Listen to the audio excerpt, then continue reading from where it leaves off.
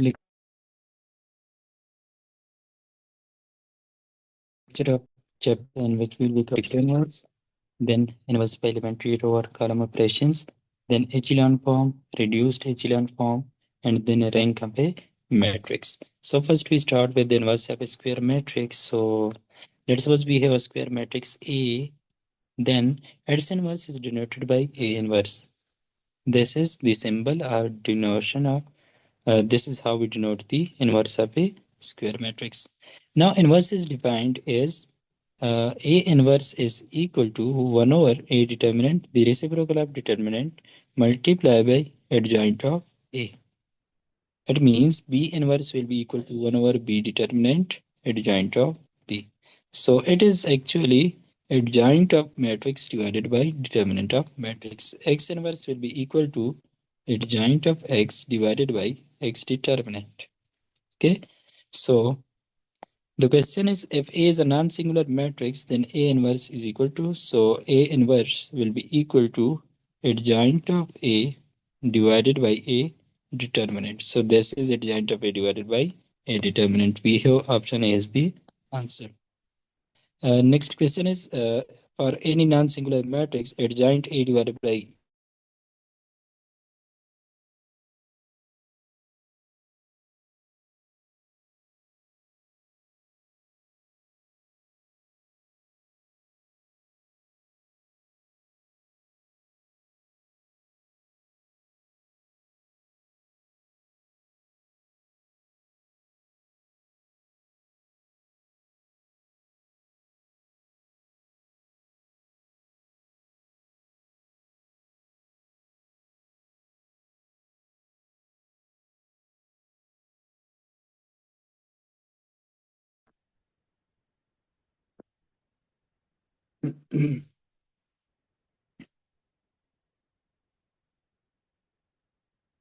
सो यहाँ पे for any non singular matrix adjoint divided by determinant वो इक्वल होता है ए इनवर्स के. सही है.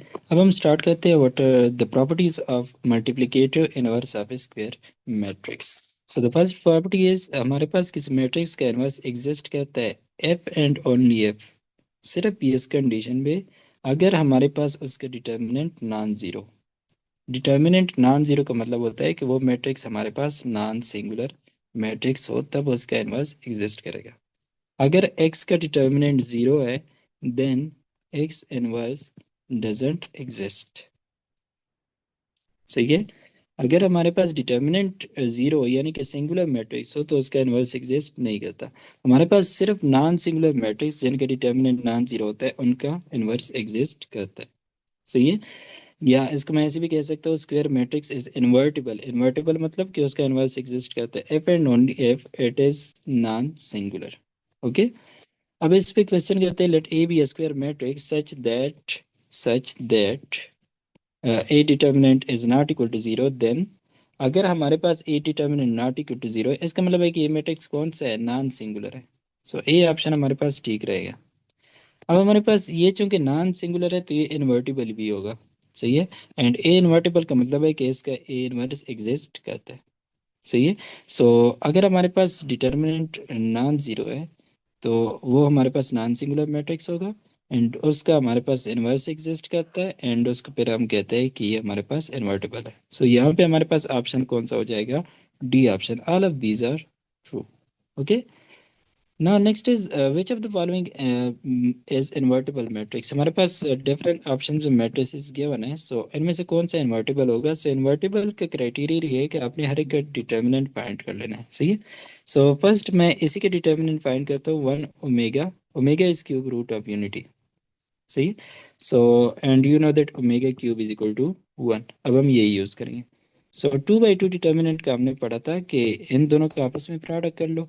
सो one multiply by omega square is omega square minus इन दोनों का आपस में प्रोडक्ट कर लो. So omega into omega is omega square. This is equal to zero. तो ये हमारे पास इसका डिटर्मिनेंट क्या है, जीरो है. This is a singular matrix तो इसका इनवर्स एग्जिस्ट नहीं करेगा. This is not invertible. So ये ऑप्शन हमारे पास ए गलत होगा. सही है. नेक्स्ट हम देखते हैं सी ऑप्शन. सो सी ऑप्शन में अगर आप इन दोनों का प्रोडक्ट करते हैं दैट इज ओमेगा माइनस अगर इन दोनों का करते हैं दैट इज ओमेगा पावर 4. फिर हमने ओमेगा की पावर्स पढ़ी थी कि ओमेगा पावर 4 को मैं लिख सकता हूँ ओमेगा क्यूब डॉट ओमेगा। अब ओमेगा क्यूब मेरे पास 1 है, so this is 1 multiply omega is equal to omega. So ये मेरे पास is equal to omega minus omega power 4 जो है वो ओमेगा की इक्वल है, so this is equal to 0। Again ये मेरे पास सिंगुलर है, तो इसका इन्वर्स एग्जिस्ट नहीं करेगा, so this is not invertible. तो बी सी ऑप्शन में मेरे पास इनकरेक्ट है। बी ऑप्शन में चेक कर लेता हूँ। सो इसके determinant that is omega square 1 omega will be equal to इन दोनों का प्रोडक्ट ओमेगा क्यूब माइनस इन दोनों का प्रोडक्ट 1। सो ओमेगा क्यूब 1 की इक्वल होता है, सो 1 माइनस 1 इज इक्वल टू 0। सो ये भी हमारे पास सिंगुलर है, ये भी इन्वर्टेबल नहीं है, तो हमारे पास करेक्ट ऑप्शन क्या हो जाएगा? None of this. Okay. The second property is inverse of square matrix. अगर किसी मैट्रिक्स का इनवर्स एग्जिस्ट करता है, if it exist then it is unique. मतलब कि एक मैट्रिक्स का सिर्फ एक ही इनवर्स होता है। सही है। ऐसा नहीं है कि हमारे पास इसका एक इनवर्स हो फिर हमारे पास दूसरा इनवर्स हो। मतलब एक मैट्रिक्स अगर उसका इनवर्स एग्जिस्ट करता है तो उसका हमारे पास यूनिक उसका इनवर्स होता है। सही है। अच्छा, नेक्स्ट हमारे पास है, जैसे हमने ट्रांसपोज की प्रॉपर्टी पढ़ी थी कि ट्रांसपोज के साथ हर एक मैट्रिक्स अपने ट्रांसपोज के साथ क्या करता है? प्रोडक्ट कम्यूट करता है। सही है। एंड फिर हमने पढ़ी थी कि A dagger is equal to A dagger A. Okay. तो सेम प्रॉपर्टी हमारे पास इनवर्स की भी है, A multiply by A inverse is equal to A inverse multiply by A. अब ये होता है कि ये दोनों आपस में प्रोडक्ट जब करते हैं, क्योंकि आपस में एक दूसरे के मल्टीप्लिकेटिव इनवर्स है, तो इनका आंसर हमारे पास 1 आएगा, या हमारे पास आइडेंटिटी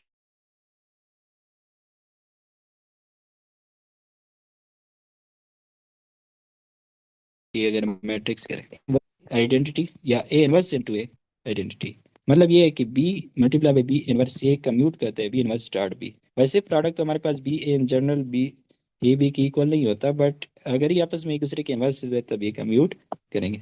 सही है।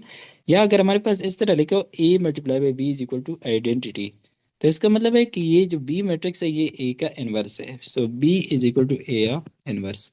अगर हमारे पास दो मैट्रिक्स को हम मल्टीप्लाई करें और उससे हमारे पास रिजल्ट आइडेंटिटी आ जाए, then a and B are inverse of each other. सही है। देन हमारे पास ये कम्यूट भी करेगा, क्योंकि कम्यूट इनवर्स आपस में क्या करते हैं? उनका प्रोडक्ट कम्यूट करते हैं। सो अगर हमारे पास ए भी आइडेंटिटी है देन बी ए मल्टीप्लिकेशन भी हमारे पास क्या आएगा? आइडेंटिटी आएगा। सही है। अब क्वेश्चन पे जाते हैं कि इफ ए सिमेट्रिक मैट्रिक्स, अगर ये हमारे पास सिमेट्रिक मैट्रिक्स है देन सबसे पहली बात तो ये है कि सिमेट्रिक मैट्रिक्स की डिफिनीशन ये है कि उसका ट्रांसपोज उसी की इक्वल होता है। सो ए ऑप्शन तो हमारे पास ठीक है। सही है। अब हम देखते हैं, ए ऑप्शन हमारे पास ठीक हो गया। बी ऑप्शन देखते हैं। बी ऑप्शन में है a inverse multiply by a transpose is equal to identity. अब ये ट्रू है या नहीं है, तो हम देखते हैं, इसको सॉल्व करते हैं। So this is equal to, अब ये मेरे पास सिमेट्रिक मैट्रिक्स है ना, तो इसका ट्रांसपोज जो है ट्रांसपोज ए की इक्वल होगा। ए ट्रांसपोज की जगह मैं ए ही लिख लेता हूँ। अब ये मेरे पास इनवर्स और इससे मल्टीप्लाई करूंगा तो आइडेंटिटी आता है, यस। सो ये ऑप्शन भी हमारे पास ठीक है। अगर दो आपके पास ठीक हो गए तो आपके पास ऑल ऑफ दीज का ऑप्शन ही ठीक होगा। वैसे हम चेक कर लेते हैं सी ऑप्शन को। तो ये मेरे पास ए है मल्टीप्लाई बाई, अब ये जो ए ट्रांसपोज है चूंकि ये सिमेट्रिक है गिवन मैट्रिक्स, तो ए हो जाएगा A transpose is equal to A इसका होल इनवर्स। तो ए और ए इनवर्स का प्रोडक्ट है, तो ये किसकी इक्वल होगा? आइडेंटिटी के इक्वल होगा। सो हमारे पास ए बी सी ऑप्शन तीनों ठीक है, तो हम कहेंगे ऑल ऑफ दिस या ऑल आर ट्रू। सही है।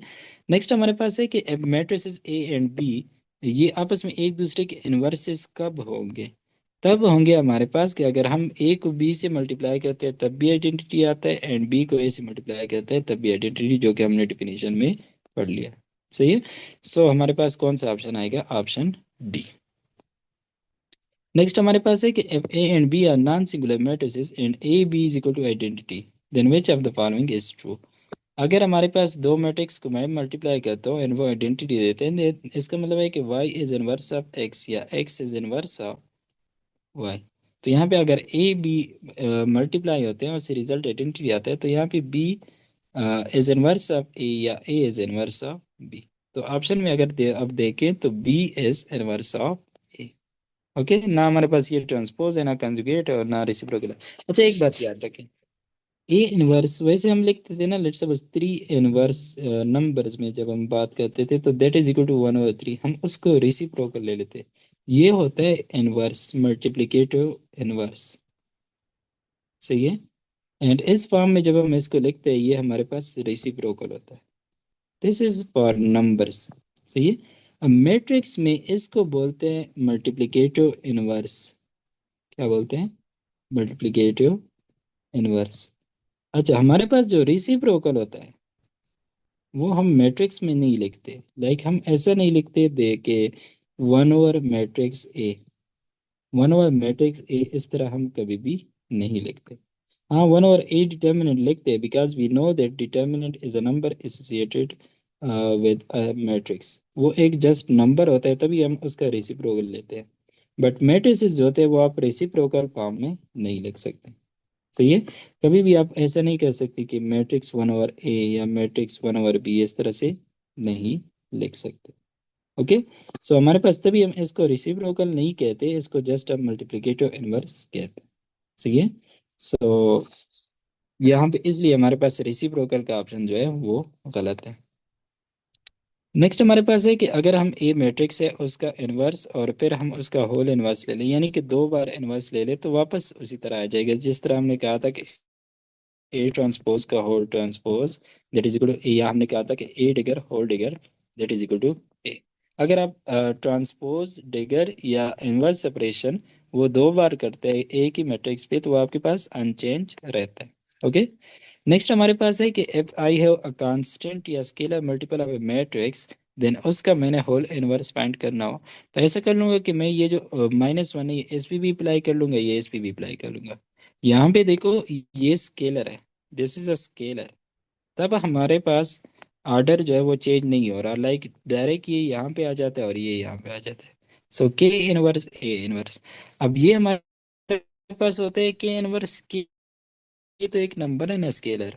तो नंबर के इनवर्स को मैं 1/, लाइक रेसिप्रोकल में लिख सकता हूँ ना। तो यहाँ पे के इनवर्स को मैंने लिख दिया 1/k। सही है।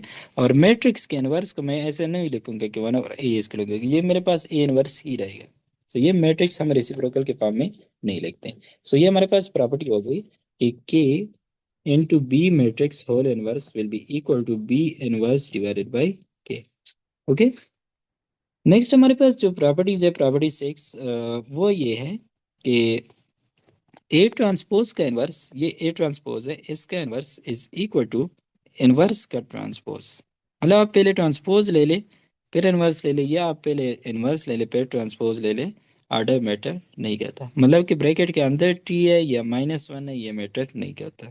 सिमिलरली अगर आप ए डिगर का inverse is equal to A inverse का डिगर, सही है, इन दो ऑपरेशन को भी आप एक्सचेंज कर सकते हो। सिमिलरली जो हमारे पास सिंपल कॉम्प्लेक्स कंजुगेट था, सो कंजुगेट का इनवर्स या इनवर्स का कंजुगेट, ये हमारे पास दोनों क्या होते हैं? सेम होते हैं। Similar case with power A power n, ये -1 is equal to inverse power n. मतलब कि ये जितनी भी ऑपरेशन है, ट्रांसपोज है, डेगर है, स्टेरिक है, मतलब कॉम्प्लेक्स कॉन्जुगेट और पावर एन है, ये हमारे पास क्या है? ये सारे हम बाहर इस तरह से एक्सचेंज कर सकते हैं। सही है। ट्रांसपोज, डेगर, कॉम्प्लेक्स कॉन्जुगेट और पावर, इनी पावर। ओके। अच्छा, नेक्स्ट हमारे पास ये थी कि ए डिटर्मिनेंट का inverse is equal to A inverse का डिटर्मिनेंट। ये हमने पहले भी पढ़ा है कि ए इनवर्स का determinant is equal to A determinant, because हमने पढ़ा था कि ए पावर ए का determinant is equal to A determinant power n. So if n is equal to -1, then A inverse का determinant is equal to A determinant का inverse. So determinant is just a number, so इसको मैं as a reciprocal लिख सकता हूँ। सही है। सो यहाँ से मेरे पास ए इनवर्स का determinant is equal to 1/a determinant आ गया। ओके। सो ये मेरे पास ये रिजल्ट आ गया। नेक्स्ट मेरे पास ये है कि एडजॉइंट भी मैं ऐसे कर सकता हूँ, this is adjoint of A inverse. Okay. पहले ए इनवर्स मैंने लिया, फिर उसका एडजॉइंट लिया, तो ये इक्वल होगा अगर आप पहले एडजॉइंट ले ले फिर होल इनवर्स ले ले। दोनों केसेस में ये हमारे पास क्या होगा? इक्वल होगा। ओके। सो ये हमारे पास होता है। अच्छा, अब इस पे हम कुछ क्वेश्चन करते हैं। देखो यहाँ पे ये है सिंपल से, मैं अगर आपको बता दूं ए ट्रांसपोज का इनवर्स या ए इनवर्स का ट्रांसपोज दोनों इक्वल होंगे। ए डेगर का इनवर्स या ए इनवर्स का डेगर ये आपस में इक्वल होंगे। सही है। ए एस्टेरिक का इनवर्स या ए इनवर्स का एस्टेरिक, मतलब कि कौन सा आप अंदर लेते हैं कौन सा बाहर लेते हैं, दोनों से मैटर नहीं करता। ए पावर एन का इनवर्स या ए इनवर्स पावर एन। सही है। ये आपके पास चारों प्रॉपर्टीज के साथ सेम प्रॉपर्टी है। सही है। फिर उसके बाद ये है कि एडजाइंट के साथ भी होता है, adjoint of A inverse is equal to. अब यहाँ पे है कि एडजाइंट ऑफ ए इनवर्स, पहले ए इनवर्स पूरे ए इनवर्स का एडजाइंट ले ले या एडजाइंट का इनवर्स ले ले, दोनों केसेस आपके पास सेम है। ओके। एंड फिर लास्ट प्रॉपर्टी है कि इनवर्स का determinant is equal to one और ए डिटर्मिनेंट, जो कि पहले हमने पावर रूल से डिराइव की थी कि ये power n is equal to का determinant is equal to A determinant power n. Okay.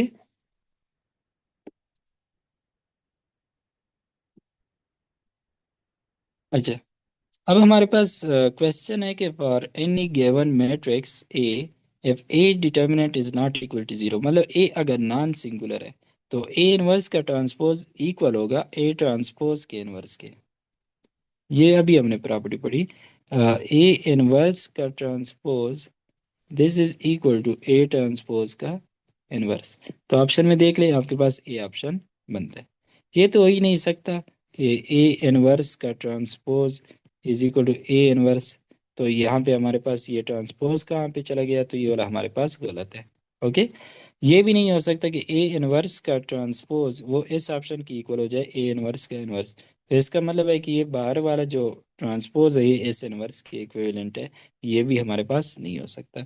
ये हमारे पास नहीं हो सकता कि ए इनवर्स का transpose is equal to D option, जो कि ए ट्रांसपोज का ट्रांसपोज है। तो इसका मतलब है कि ये वाला इनवर्स इस ट्रांसपोज की इक्वल है। तो ये भी हमारे पास ट्रू नहीं हो सकता। ओके। नेक्स्ट सेवंथ प्रॉपर्टी है जो कि ऊपर भी मैंने लिख किया है, यहाँ पे हमने कर लिया बल्कि इसको। तो वो ये है कि ए इनवर्स का determinant is equal to one over A determinant, मतलब कि ए इनवर्स का डिटर्मिनेंट और ए डिटर्मिनेंट ये आपस में एक दूसरे के रेसिप्रोकल्स होते हैं। सही है। सो हमारे पास क्वेश्चन है कि ए इनवर्स का determinant is equal to five, then what will be A determinant. So we have A determinant is equal to one over A inverse का डिटर्मिनेंट, या इसको मैं लाइक इस तरह लिख सकता हूँ, ए इनवर्स का determinant is equal to one over A determinant और A determinant is equal to one over A inverse का डिटर्मिनेंट। सो ये आपस में एक दूसरे के रेसिप्रोकल्स है। तो दिस इज इक्वल टू, अब ए इनवर्स के डिटर्मिनेंट की वैल्यू 5 आपको गिवन है। सही है, वो पुट करो। So this is equal to 1 over 5। So आपके पास ऑप्शन सी हो जाएगा। सही है। नेक्स्ट मेरे पास है कि let A and B are square matrices of same order 3 by 3, then A determinant given है, बी डिटर्मिनेंट गिवन है, then what is the determinant of A transpose B inverse.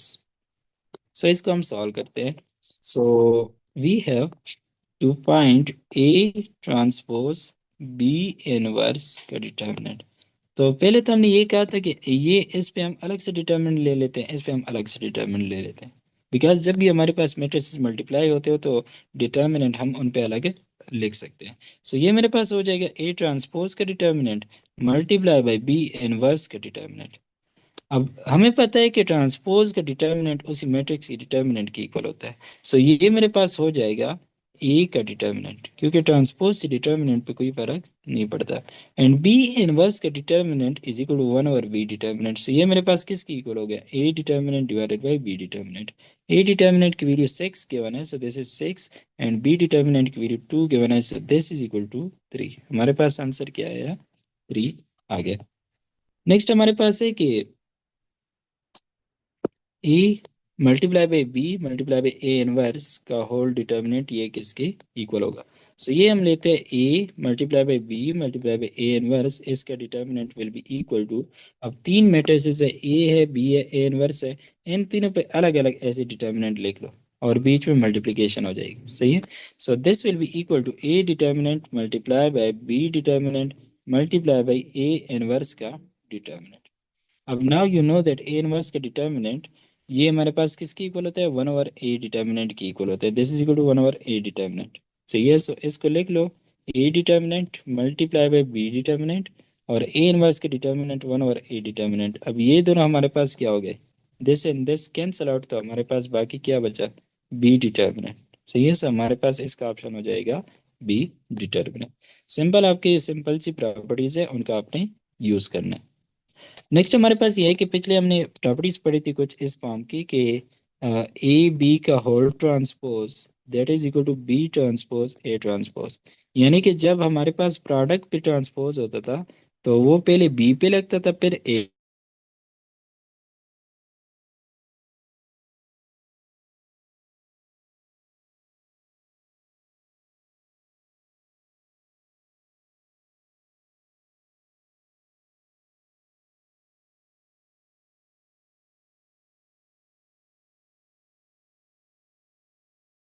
Exist for inverses. यही property inverse भी follow करते हैं। यहाँ पे देखो ए B का होल इनवर्स है, तो यहाँ पे इनवर्स जो है वो पहले बी पे अप्लाई होते हैं, फिर हमारे पास वो ए पे अप्लाई होता है। अगर मेरे पास यहाँ पे ए बी है तो यहाँ पे बी इनवर्स से इनवर्स होंगे। सिमिलरली अगर ए बी सी का होल इनवर्स है तो पहले सी इनवर्स आएगा, फिर बी इनवर्स, फिर ए इनवर्स आएगा, C inverse, B inverse, A inverse. Okay, now अब यहाँ पे देखते हैं इस क्वेश्चन में। देखो, एक तो हमें पता है कि इनवर्स की वजह से इनके ऑर्डर ए बी सी से किस में चले जाएंगे, C inverse, B inverse, A inverse में चले जाएंगे। बट होल ट्रांसपोज है, होल ट्रांसपोज करेंगे तो दोबारा से ऑर्डर जब रिवर्स करेंगे तो ए बी सी ऑर्डर यही बन जाएगा। सही है, और फिर इनवर्स पे ट्रांसपोज, इनवर्स पे ट्रांसपोज, इनवर्स पे ट्रांसपोज। ठीक है, कहने का मतलब मेरा ये है कि पहले हम क्या कर लेते हैं, लेट्स सपोज ये अंदर वाली जो चीज़ है ये कैलकुलेट कर लेते हैं। Okay, so we have A B C whole inverse, so this is equal to C inverse multiply by B inverse multiply by A inverse. Okay, अब हमने क्या है कि इसका होल ट्रांसपोज है। अगर इसका होल ट्रांसपोज है तो हम इस पे ट्रांसपोज लगा लेते हैं, होल ट्रांसपोज बोथ साइड पे। So this is equal to this का ट्रांसपोज। अब ट्रांसपोज पहले किस पे अप्लाई होगा, ए इनवर्स पे अप्लाई होगा। सो ये मेरे पास ए इनवर्स पे पहले ट्रांसपोज अप्लाई कर लो, फिर ये ट्रांसपोज बी इनवर्स पे अप्लाई होगा तो बी इनवर्स पे ट्रांसपोज अप्लाई कर लो, फिर ये मेरे पास सी इनवर्स पे अप्लाई होगा, सो सी इनवर्स पे ट्रांसपोज अप्लाई कर लो। ओके, अब ये मेरे पास कौन सा ऑप्शन बन गया, मेरे पास ए ऑप्शन बन गया। But I know another property कि मैं ए इनवर्स का ट्रांसपोज वो ए ट्रांसपोज के इनवर्स के भी इक्वल होता है। सही है, तो इसको मैं लिख सकता हूँ ना, ए ट्रांसपोज का इनवर्स। मतलब इससे फर्क नहीं पड़ता कि आप ट्रांसपोज अंदर लिख लो, इनवर्स बाहर लिख लो, या इनवर्स अंदर लिख लो, ट्रांसपोज बाहर लिख लो। तो ये भी मेरे पास क्या है, ये बी ऑप्शन भी मेरे पास ट्रू हो गया, ए एंड बी। तो ऑब्वियस बात है आपके पास कौन सा ऑप्शन ठीक होगा, डी ऑप्शन ठीक होगा। नेक्स्ट जो प्रॉपर्टी है हमारे पास वो है कि if A is a non singular matrix, इसके determinant non zero and A B C are of same order. अच्छा, एक प्रॉपर्टी हमने पढ़ी थी कि मैट्रिसेस में if A B is equal to A C, then हम ऐसा नहीं करते, कैंसिलेशन प्रॉपर्टी आप प्रोडक्ट ऐसा नहीं कर सकते कि ए दोनों को हम डायरेक्ट कैंसिल करें और हम कहें कि B is equal to C equal है। सही है, अब ये प्रॉपर्टी इन जनरल जो है ये ट्रू नहीं है, बट इस केस में अगर हमारे पास ए नॉन सिंगुलर हो, सही है, एंड ए बी सी का ऑर्डर हमारे पास क्या हो, सेम हो, मतलब 2 by 2 हो या सारे के सारे 3 by 3 हो, सही है, तब उस केस में हम क्या कर सकते हैं, ए एंड ए को कैंसिल और हमारे पास बी इज इक्वल टू सी आ जाए। या हमारे पास अगर ये ए बाद में पोस्ट मल्टीप्लाई हो, यहाँ पे देखो ना ए बी, तो हम कहते हैं B is pre multiply by A, यहाँ हम कहते हैं कि A is post multiply by B. तो यहाँ पे मैं क्या कहूँगा, B is post multiply by A. Okay, so ये हमारे पास प्री मल्टीप्लाइड पोस्ट मल्टीप्लाइड का होता है। तो यहाँ पे भी ए जो है वो मतलब that is multiplied to from the right side on both side, तो इसको मैं कैंसिल करके तो मेरे पास आ जाएगा B is equal to C. But in general ये प्रॉपर्टी ट्रू नहीं है, सिर्फ ये दो कंडीशन है कि नॉन जीरो होना चाहिए और सब मैट्रिक्स ऑर्डर जो है वो सेम होना चाहिए। नेक्स्ट जो प्रॉपर्टी है that is if A is a diagonal matrix, सही है, देन ए इनवर्स किस तरह से फाइंड करेंगे, जस्ट वो जो डायगोनल एलिमेंट होते हैं ना उनके रेसिप्रोकल ले लो। लाइक अगर यहाँ पे ए 1 1 है तो यहाँ पे 1 और ए 1 1 लिख लो। सही है। मतलब कि जो डायगोनल एलिमेंट्स ये मैंने आपको फॉर्म बताई थी कि हम डायगोनल इसको अगर मैं 1 - 2 और 3 लिखता हूँ तो इसका मतलब है कि डायगोनल पे 1 - 2 और 3 होगा, बाकी सारे हमारे पास क्या होंगे, जीरो होंगे। तो यहाँ पे कहता है कि अगर ये आपके पास ए मैट्रिक्स है, अगर ये आपके पास ए मैट्रिक्स है, देन ए इनवर्स फाइंड करने के लिए जस्ट क्या करो, जो आपके डायगोनल एलिमेंट्स है अगर वो लेट सपोज ABC है, तो वो आपके पास इनवर्स के हो जाएंगे 1/A 1/B या 1/C 0 0 0, इस तरह से। ओके, जैसे कि हम एग्जांपल में देखते हैं, अगर हमारे पास ये मैट्रिक्स है, अब ये कौन सा मैट्रिक्स है, ये एक डायगोनल मैट्रिक्स है, तो डायगोनल मैट्रिक्स का इनवर्स फाइंड करने के लिए आप जस्ट क्या करो, उसके डायगोनल एलिमेंट का रेसिप्रोकल ले लो। तो ये मेरे पास ए एक डायगोनल मैट्रिक्स है, क्योंकि मैं देखता हूँ कि डायगोनल पे एलिमेंट नॉन जीरो है एंड बाकी सारे क्या है, जीरो है। So this is a diagonal matrix. So we have to find A inverse. A inverse find करने के लिए क्या कर लोगे, इसका रेसिप्रोकल ले लोगे। सो 1/A का रेसिप्रोकल ए बनता है। फिर इसका रेसिप्रोकल ले लोगे, 1/B का रेसिप्रोकल बी बनता है। फिर इसी का रेसिप्रोकल ले लोगे, इसका रेसिप्रोकल सी बनता है। सही है। सो हमारे पास क्या, डायगोनल पे ABC बन जाएंगे एंड सारे बाकी जीरो हो जाएंगे। ये हमारे पास इसका इनवर्स हो जाएगा। सही है। सो ये मेरे पास ए ऑप्शन बनता है। जस्ट हमारे पास क्या है कि if you to find A inverse, then diagonal elements जो है उनके रेसिप्रोकल्स ले लो। सो मेरे पास 1/A का रेसिप्रोकल ए बनता है, 1/B के रेसिप्रोकल बी बनता है एंड 1/C के रेसिप्रोकल सी बनता है। बाकी सारे एलिमेंट को वैसे की वैसे जीरो ही रखो। तो ये हमारे पास ए इनवर्स हो जाएगा। ओके, नेक्स्ट हमारे पास है कि देखो, अब ये मेरे पास बी मैट्रिक्स है, इसके डायगोनल एलिमेंट नॉन जीरो है एंड बाकी सारे जीरो है। सही है। अब मैंने इसका इनवर्स फाइंड करना है, तो मैं इसका क्या करूंगा, ये एक डायगोनल मैट्रिक्स है, तो ये property just diagonal element diagonal matrix के लिए यूज होती है कि आप जस्ट डायगोनल जो एलिमेंट्स है, जो मेरे पास -2 है 3 है एंड -1, इनका रेसिप्रोकल ले लो। सो पहले तो मैं वो साइड वाले 0 0 लिख लेता हूँ, सारे 0 0 0 0 0 0। सो पहला है मेरे पास -2। -2 का रेसिप्रोकल क्या होता है, वो होता है -1/2। 2 है तो 1/2 हो जाएगा। फिर मेरे पास है 3। 3 का रेसिप्रोकल क्या होता है, -1/3 होता है। सही है, मतलब डिनोमिनेटर में चला जाएगा।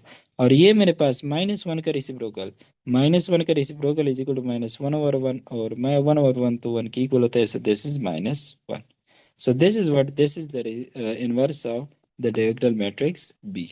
ओके, नेक्स्ट जो प्रॉपर्टी है, जो कि लास्ट प्रॉपर्टी है इनवर्स की, तो वो ये है कि एडजाइंट एंड टू एडजाइंट, मतलब कंपोजिट एडजाइंट अगर हम ले ले, एक बार एडजाइंट ले ले मैट्रिक्स का, दोबारा से ले ले, फिर वो हमारे पास किसकी इक्वल होता है, वो हमारे पास determinant power n - 2, where n is order, n - 2 matrix के की इक्वल होता है। यानी कि अगर मैं लिखना चाहूँ कि adjoint n adjoint of b, that will be equal to b determinant power n - 2 into b।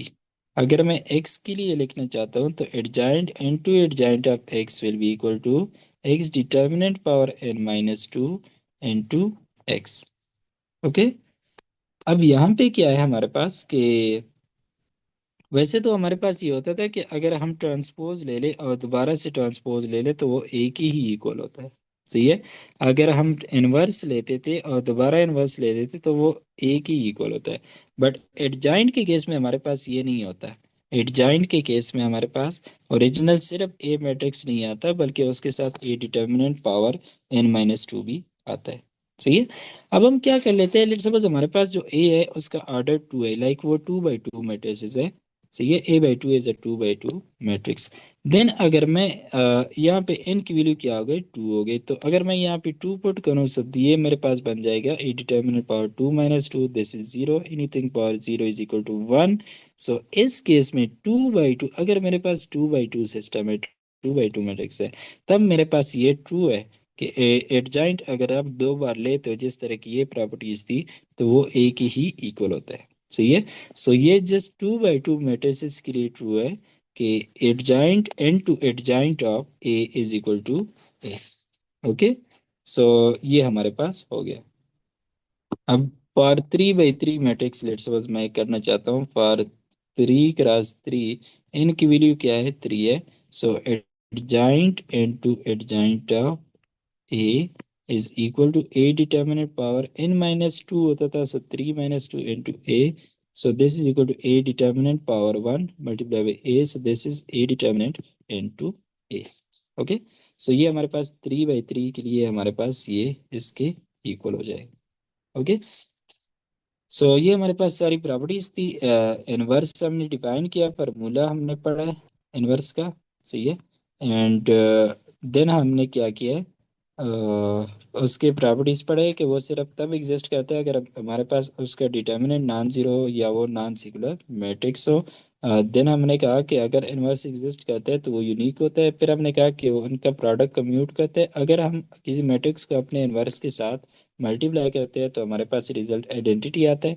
अगर दो मैट्रिक्स को मल्टीप्लाई करके आइडेंटिटी आता है, इसका मतलब है ये दोनों आपस में एक दूसरे के इनवर्सेस है। सो मैं लिख सकता हूँ B is equal to A inverse या A is equal to B inverse. Next हमने प्रॉपर्टीज जो पढ़ी वो ये था कि अगर हम दो बार इनवर्स लेते हैं तो वो मेरे पास ये हो जाएगा।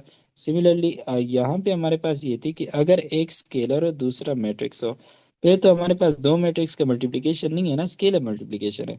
तब मैं पहले -1 इस स्केलर पे आएगा, फिर मेरे पास ये इस मैट्रिक्स पे आएगा। ओके, और फिर हमने ये की कि ट्रांसपोज इनवर्स या इनवर्स का ट्रांसपोज, सही है, कंजुगेट का इनवर्स या इनवर्स का कंजुगेट, डेगर का इनवर्स या इनवर्स का डेगर, पावर का इनवर्स या इनवर्स का पावर, ये सारे सेम होते हैं। यहाँ पे इनवर्स का एडजाइंट या एडजाइंट का इनवर्स, ये सारे सेम होते हैं, सही है। एंड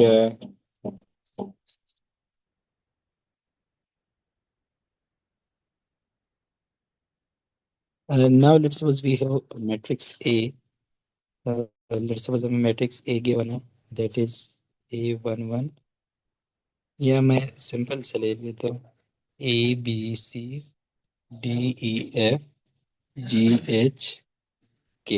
ओके, ये अगर मेरे पास A मैट्रिक्स गिवन है, देन हमारे पास होता है अगमेंटेड मैट्रिक्स। क्या होता है, अगमेंटेड मैट्रिक्स।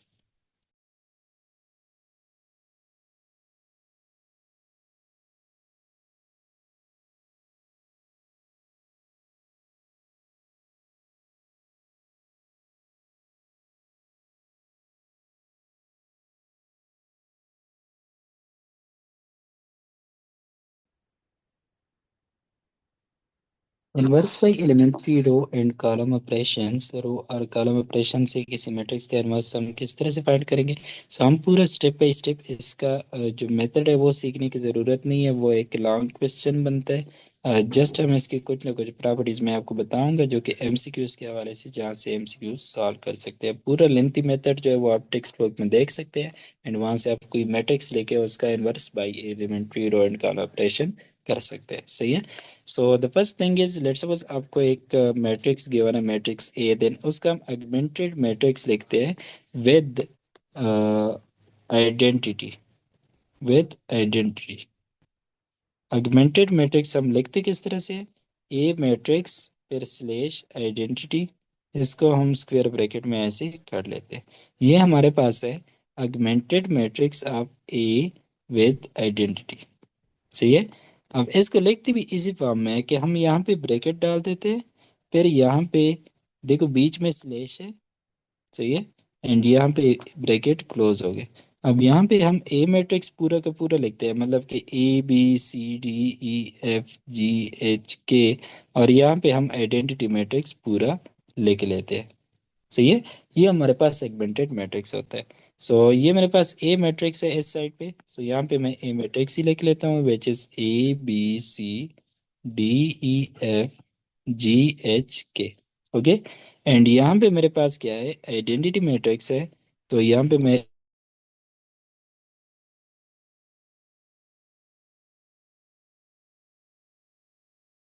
आइडेंटिटी मैट्रिक्स में जीरो, सही है। सो ये मेरे पास एगमेंटेड मैट्रिक्स होगा। अब आपने इसका डिटेल मेथड सीखने की ज़रूरत नहीं है। रो ऑपरेशंस एंड कॉलम ऑपरेशंस आपने पढ़े। सो हम ऐसा कर लेते हैं कि अब इसके इन्वर्स का मेन मेथड क्या होता है, हम लाइक किस तरह से फाइंड करते हैं ना।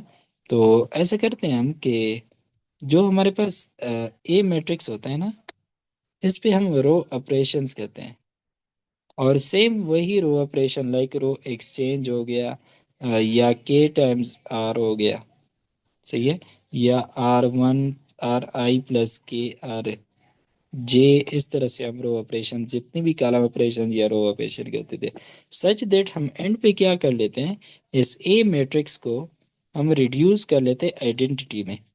यानी कि जब तक हम इसको आइडेंटिटी ना बनाए हम इस पे रो ऑपरेशन अप्लाई करते रहते हैं, सही है।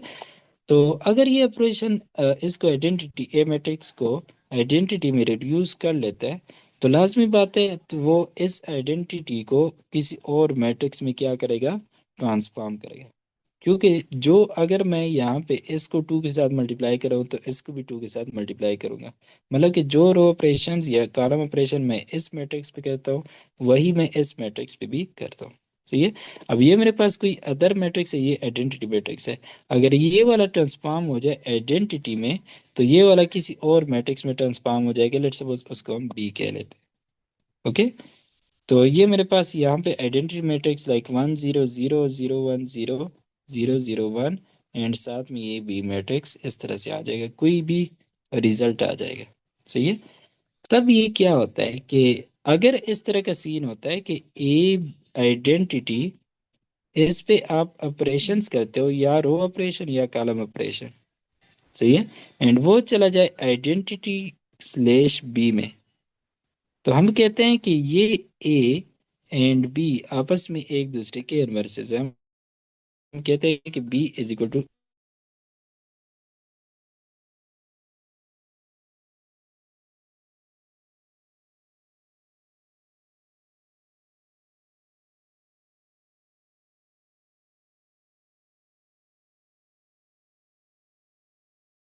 होगा, बी हमारे पास ए का इन्वर्स होगा, ओके।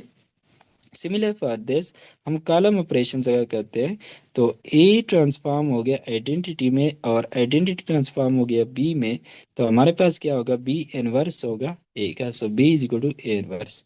सिमिलर फॉर दिस, अब यहाँ पे देखो आइडेंटिटी अगमेंटेड ए है, सो ए जो है वो ट्रांसफॉर्म हो गया आइडेंटिटी में और आइडेंटिटी ट्रांसफॉर्म हो गई बी में, ओके। सो ये हमारे पास क्रॉस होनी चाहिए, मतलब ये एक आइडेंटिटी में जाना चाहिए और एक आइडेंटिटी से उसको आना चाहिए, ओके। सो ये हमारे पास यहाँ पे फिर क्या होगा, बी ए का इनवर्स होगा, एंड सिमिलर फॉर दिस